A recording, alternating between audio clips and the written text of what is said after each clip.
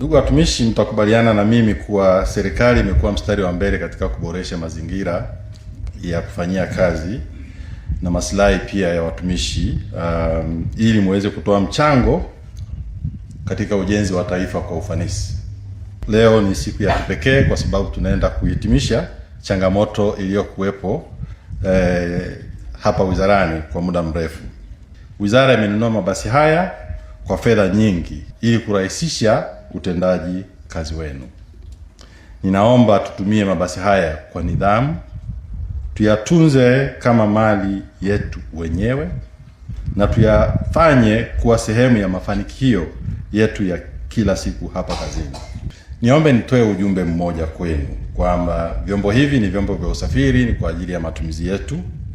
Niwaombe mjue kwamba kitendo cha wizara na serikali kuamua kutenga fedha kununua vyombo hivi vya usafiri ni kitendo ambacho kinaashiria kwamba watumishi wa serikali tunawaona kazi zenu, lakini pia tunawajali na tunataka mfanye kazi katika mazingira bora zaidi.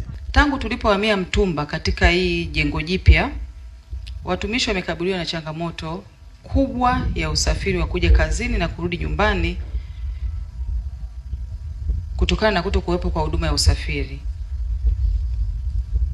Lakini pia katika uchunguzi mdogo ambao tumeufanya, tulibaini kuwa watumishi wanalazimika kutumia kiasi cha shilingi 10,000 hadi 15,000 kwa siku kwa ajili ya usafiri. Na hali inamuongezea mtumishi ugumu wa maisha na kushusha morali katika kazi. Kutokana na changamoto hiyo, idara iliweka bajeti au ilitenga bajeti ya wizara kwa mwaka 2025-26 ya ununuzi wa mabasi matatu kupitia programu ya Boost ili kupunguza changamoto ambayo nimebainisha. Leo hii tunayo furaha kujulisha kuwa mchakato wa ununuzi wa mabasi ambao ulianza mwezi Julai 2025 ulikamilika mwezi Machi 2026. Kwa niaba ya watumishi wote, watumishi wenzangu walioko mbele yako, nachukua fursa hii kuishukuru ofisi kwa kuridhia kutenga bajeti ambayo nimetajwa na kuridhia kununua mabasi hayo. Tunashukuru sana sana.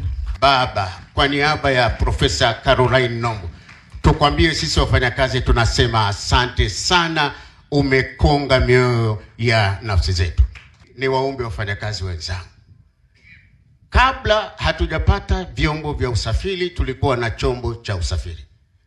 Sasa tuna mabasi 4. Nina hakika na mimi kwa nafasi yangu kama mwenyekiti nina sababu ya kujipongeza, na nyinyi ikiwezekana nipongezeni. Mwenyekiti, nimepambana sana.